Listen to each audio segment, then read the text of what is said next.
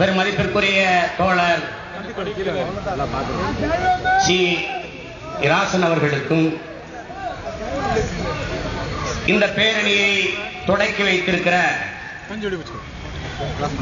மரியாதைக்குரிய மனித உரிமை கழகத்தினுடைய இயக்குனர் ஐயா மேத்யூ பிலிப்ஸ் அவர்களுக்கும்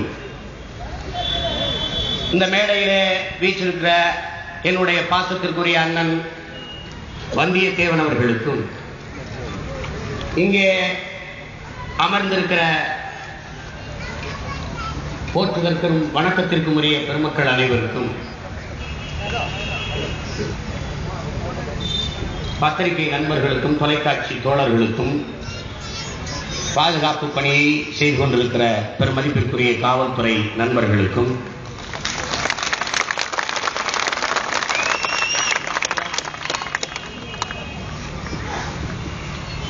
இந்த மண்ணிலே வேர்வரப்பி வாழக்கூடிய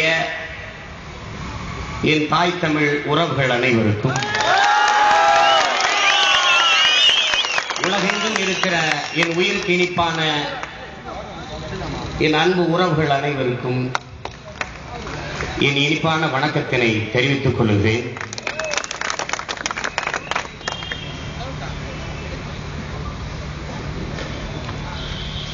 உலக வரலாற்றிலே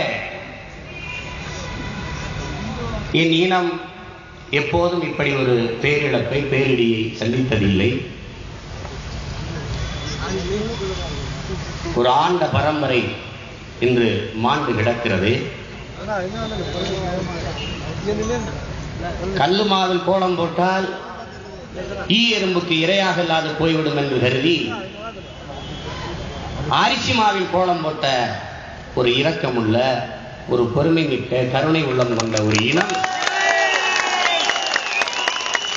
இன்றைக்கு அறவயிறு கஞ்சிக்கு வழி இல்லாது பட்டினி கிடக்கிறது.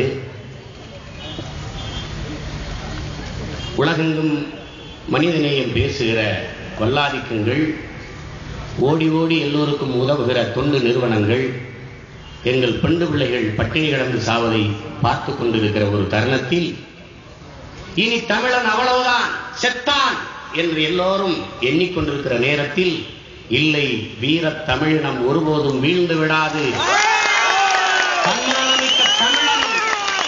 தாழ்ந்து போக மாட்டான், தலை நிமிர்வான் என்பதை நிரூபிக்கும் முகமாக பெருந்திரளாக திரண்டிருக்கிற என் உயிருக்கு இனிப்பான சொந்தங்களே,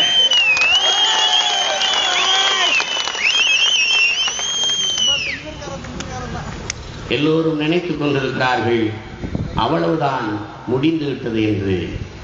இது முற்றுப்புள்ளி அல்ல, இது முற்றுப்புள்ளி அல்ல, வரலாற்றின், தமிழன் இன வரலாற்றின் தொடக்கம் என்பதை நீங்கள்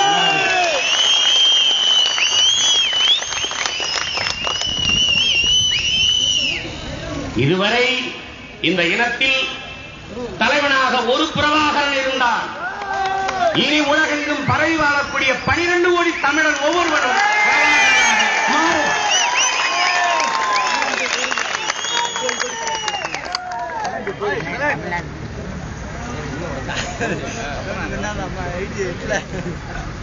ராஜபக்சே சொல்லுகிறார், அவ்வளவுதான், முடிந்து முற்றிலுமாக அழித்து முடித்து விட்டது.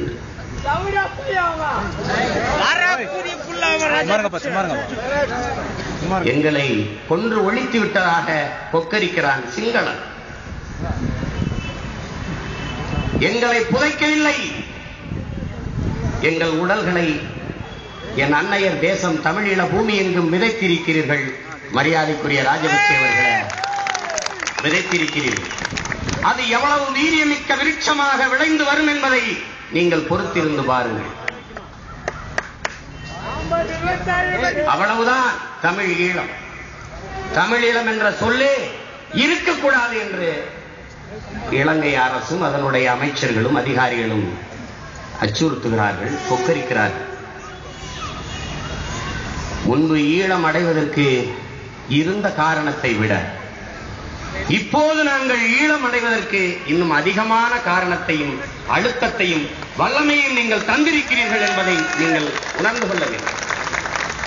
அப்போது ஆங்காங்கே கற்பழித்தீர்கள், அங்கெங்கே என் இன உறவுகளை கொன்றொழித்தீர்கள், அந்த அடக்குமுறையை, அந்த அடிமைத்தனத்தை உடைத்தீரிய என் இன மக்கள் வெகுண்டு எழுந்து தன் தாயக விடுதலைக்காக, தன் மண்ணின் விடுதலைக்காக, தன் மக்களின் விடுதலைக்காக களமாடினார்கள்.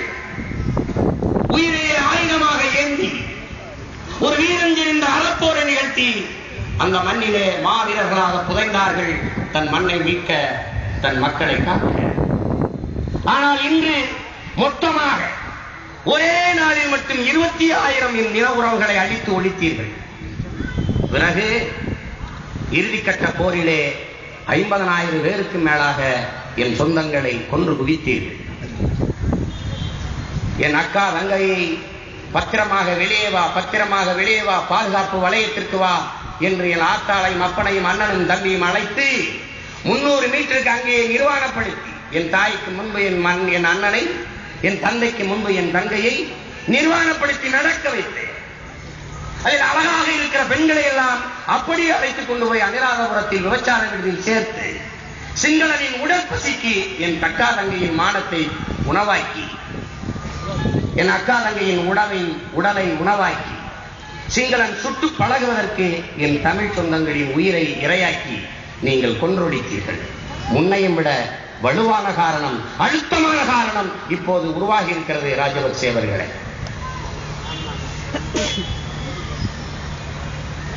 முன்பு ஆங்காங்கே ஒழித்தது தமிழீழம்தான் தீர்வு என்று இன்று அகில உலகம் என்றும் ஒழிக்கிறது தமிழ் ஈழம்தான் தீர்வு. கிளிநொச்சியை கைப்பற்றினீர்கள், ஒரு சிங்கள கொடியை ஏற்றினீர்கள். தமிழீழ தேசிய கொடியை இறக்கி ஒரு சிங்கள கொடியை ஏற்றி நீங்கள் கொண்டாடினீர்கள். பாருங்கள் ராஜபக்சே அவர்களே, ஆஸ்திரேலியாவில், கனடாவில், பிரிட்டனில், பிரான்சில், அமெரிக்காவில், ஜெர்மனியில், நியூசிலாந்தில், சுவிட்சர்லாந்தில், உலகெங்கும் என் தாய் தமிழ் உறவுகள் பரவி வாழக்கூடிய பல்வேறு தேசங்களில், இந்திய தேசத்தில், தாயக தமிழகத்தில், இன்றைக்கு பெங்களூரில் பாருங்கள் தமிழீழ தேசிய கொடி ஏறி பறக்கிறதை பாருங்கள். ஒரு கொடியை இறக்கிறீர்கள், உலகெங்கும் தமிழீழ தேசிய கொடியை பறக்க விட்டீர்கள். அதற்கு நன்றி. எங்கள் நிலப்பரப்பை நீங்கள் கைப்பற்றியிருக்கலாம், என் அன்னையர் பூமியை நீங்கள் அடைந்திருக்கலாம், என் பாட்டன் ஆண்ட மண்ணை நீங்கள் பறித்திருக்கலாம், எங்களை கொன்று குவித்திருக்கலாம். ஆனால் எங்கள் லட்சியங்களை, எங்கள் உறுதியையும், எங்கள் எண்ணத்தையும் நீங்கள் எதன் பொருட்டும் சிதைக்க முடியாது என்பதை நீங்கள் கவனத்தில் கொள்ளுங்கள். நான் கெஞ்சி கெஞ்சி கேட்டேன், இந்த உலகத்தாரிடம் மண்டியிட்டேன். இந்த வளர்ந்து வருகிற இந்த வல்லாதிக்க நாட்டில் இந்த பேரு இந்திய பேரரசிற்கு ஒரு இணக்கமாக, ஒரு பிள்ளையினுடைய கதறலாக கருணையோடு குரல் எழுப்பி கேட்டேன். பெருமதிப்பிற்குரிய பெருமக்களே, எங்கள் தாயக விடுதலைக்காக, எங்கள் அன்னையர் பூமியின் விடுதலைக்காக, என் மக்களின் விடுதலைக்காக களமாடுகிற தமிழீழ தேசிய ராணுவமாக இருக்கிற விடுதலை புலிகளின் மீதான தடையை மட்டும் நீக்குங்கள், வேறு எந்த உதவியும் நீங்கள் செய்ய வேண்டாம் என்று சொன்னேன். தடையை மட்டும் நீக்குங்கள், பிறகு வாருங்கள் என் தலைவன் பிரபாகரனின் படையில் என்று நான் சொன்னேன்.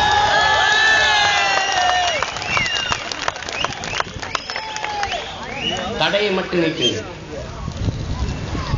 உலகத்தில் பிறகு தெரியும் தமிழனின் வீரம் எவ்வளவு செறிந்ததென்று, எவ்வளவு உயர்ந்ததென்று உங்களுக்கு தெரியும். தடையை நீக்கிப்பார், இன்று செய்துவார், நாளை மொத்த சிங்களனும் அகதியாக புலம்பெயர்வார். அதனால்தான் நீங்கள் தடையை நீக்காது